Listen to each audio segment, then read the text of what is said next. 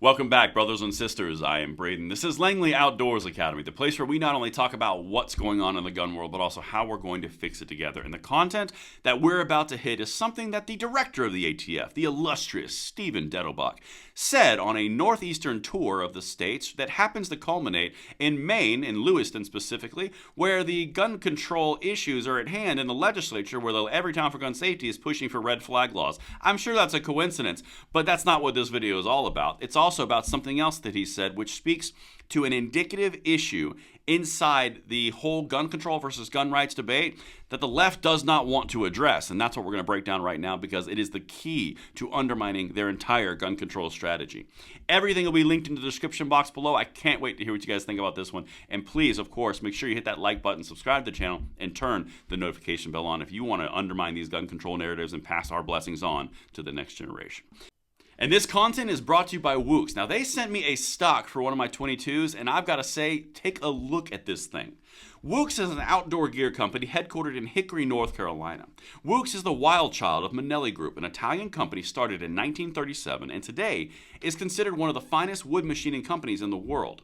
Wooks products are designed to perform using raw, natural materials, superior technology through the supply chain and manufacturing, and materials sourced in a responsible, sustainable manner for the good of the planet.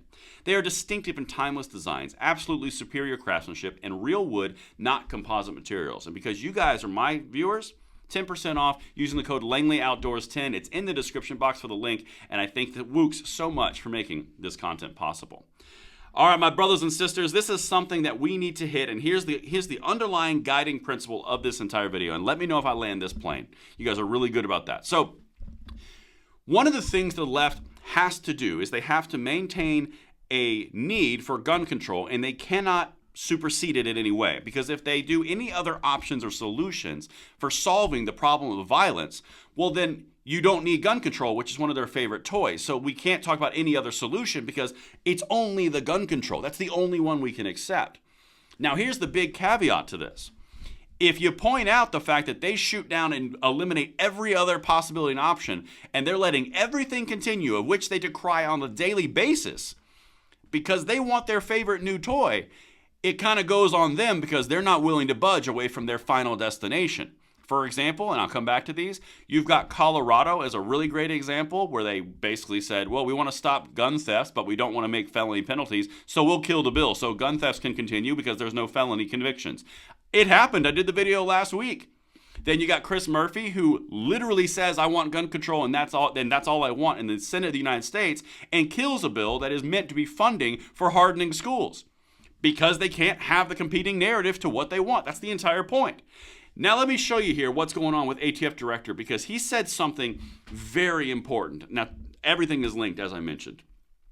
The chief enforcer of U.S. gun laws fears Americans may become numb to violence with each mass shooting.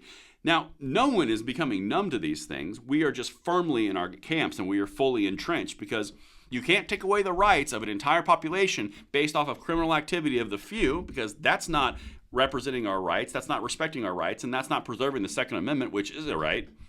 But at the same time, it's not offering a solution at all because they only want their gun control narrative. All right, check this out as we go into this, and a good example of this is hardening schools, because why would you not approach it from a standpoint of, we have big, massive problem, which is a cultural problem. Hearts and minds are broken, and the value of life has been devalued across the board.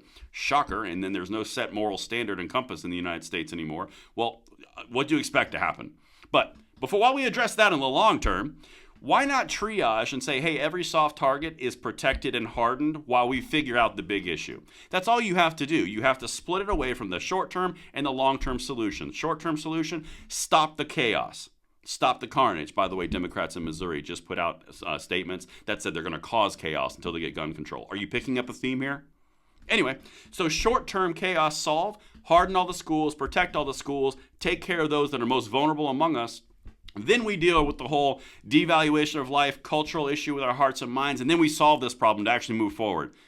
But the people who are not willing to do anything except their gun control are the ones that are allowing it to continue to happen. That's a key point here, because this narrative, we're going to wrest it away from them and we're going to turn it back on them, because that is what they're doing. Let's continue. On to Dettelbach. Lewiston, Maine. Sound familiar? Location, October. The head of the ATF says he fears that a drumbeat of mass shootings and other gun violence across the United States could make Americans numb to the bloodshed, fostering apathy to finding solutions rather than galvanizing communities to act. Okay, so his entire point here is that we're becoming numb to violence. We're not becoming numb, we've just got our personal solutions, all right? Now, this is so key what he says, and I'm kind of bouncing around, but it's all linked. Listen to this, and you tell me what this sounds like. Quote, each of these shootings is a tragedy that takes lives and change other lives forever. Completely agree with that sentiment. And that's whether it makes the news or not. Whether it's the suicide of a child or a drive-by in the city, whether it's a massacre at a parade, a spray of bullets on a subway, whether it's a man who kills his family or murders police, or a student with a rifle shooting up their school, he said during a speech at Dartmouth College on Wednesday. Do you understand what he just did? He can't come out and say, this is a problem with the hearts and minds because we have a cultural issue. He has to list out all the different things. By the way, those all qualify as mass shootings, according to the Left and Gun Violence Archive. So he has to say all of these different issues of which I just read to you are all caused by a numbness and an apathy to violence. The fact is, this is all criminal behavior that we are seeing of differing varying degrees. But he's not only keeping it to mass shootings, because he's actually talking about the prevailing issues that we have on a cultural issue. But he can't say that because he has to fall at the altar of gun control. That's the whole point. He's alluding to the right side of it a little bit because he's drawing out the obvious conclusions and observations, but he has to steer back towards gun control because his masters in the White House and on the gun control movement, who just happened to declare he'd be in Lewiston, Maine, at the same time the legislators debating red flag laws, won't allow it. This narrative is going to be flipped because it's obvious, and all you have to do is point out what they're doing. And I got one more thing for you. This is what he said to wrap it up. This should sound familiar, by the way. Quote, or at least rhyme. I submit to you that it is our patriotic duty as Americans to respond, to think of these people, to have their backs, to view the tough news as a call to action. I agree it should be a call to action. I agree it is patriotic to respect our Second Amendment rights and to respect all the rights in our Bill of Rights and find the solution by coming together and not only wanting gun control or letting it continue.